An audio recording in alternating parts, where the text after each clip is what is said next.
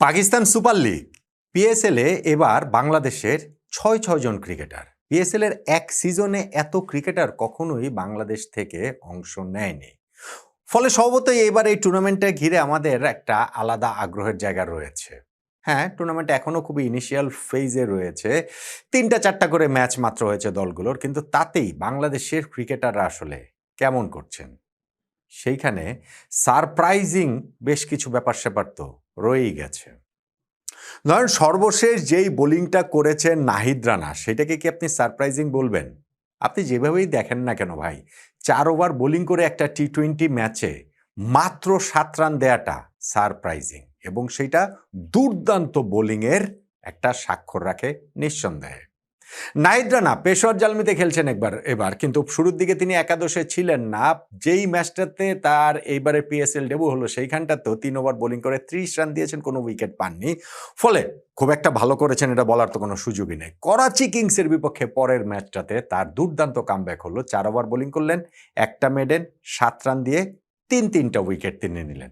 তার দলও ১৫৯ রানের বিশাল ব্যবধানে জয় পেয়েছে। কিন্তু আমাদের কাছে সেটা ছাপিয়ে নাহিদ রানার বোলিংয়ে তিনি যেমন 5th ওভারে বোলিংয়ে এসে মাত্র ১ রান দিয়েছেন, পাওয়ার প্লের পরে আবার বোলিংয়ে মানে স্পেলের সেকেন্ড ওভারটাতে তিনি ৫ রান দিলেও সাদবেগের উইকেটটা পেয়েছেন, যাকে তিনি বাউন্সার মেরেছেন এবং সেই বাউন্সারে টপ এজ হয়ে তিনি আউট হয়ে গেলেন।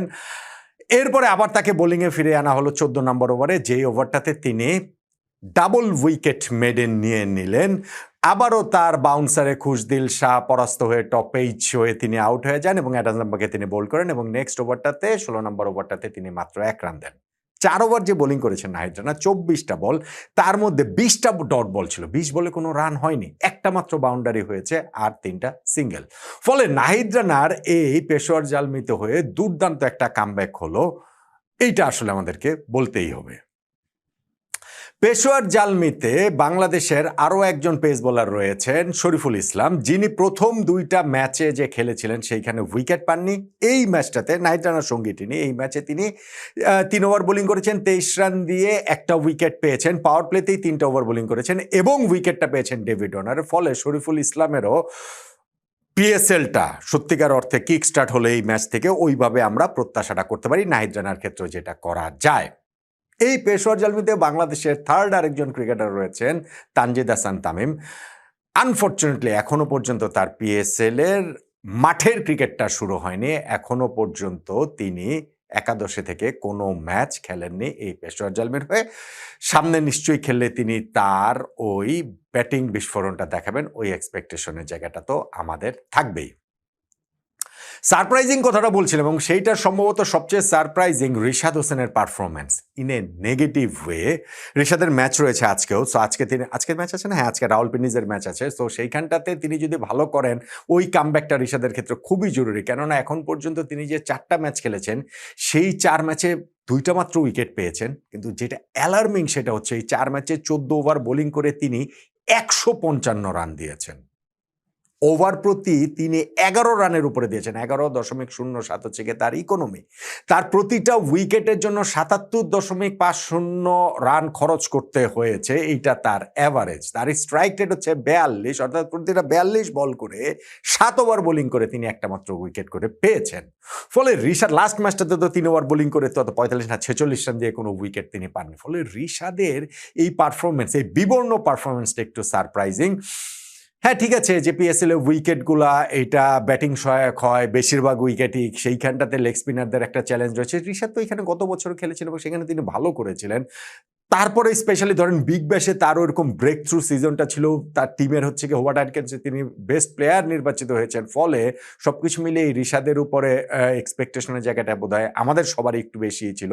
পিএসএল এ এখন পর্যন্ত রিশাদ তার ওই কবজির ম্যাজিকটা, ঘূর্ণি জাদুটা দেখাতে পারছেন না। তার কামব্যাকটা দেখার জন্য আমরা আসলে মুখিয়ে থাকব।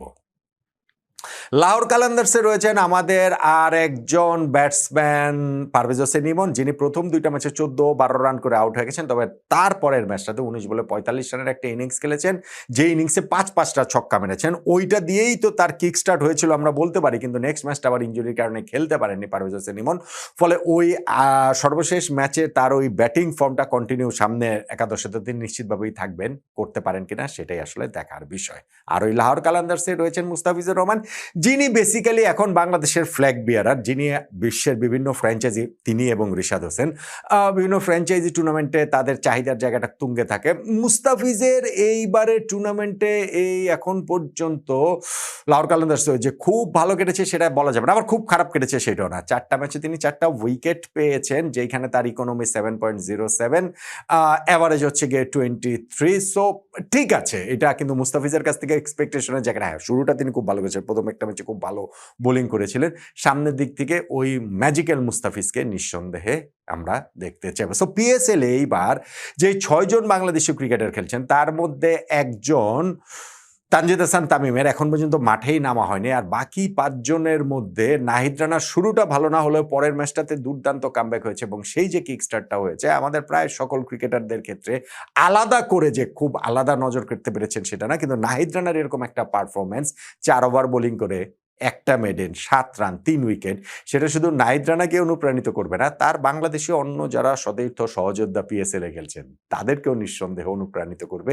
তাদের কাছ থেকেও আমরা এই রকম দুর্দান্ত চোখ ধাঁধানো পারফরমেন্স সামনে দেখতেই চাইব।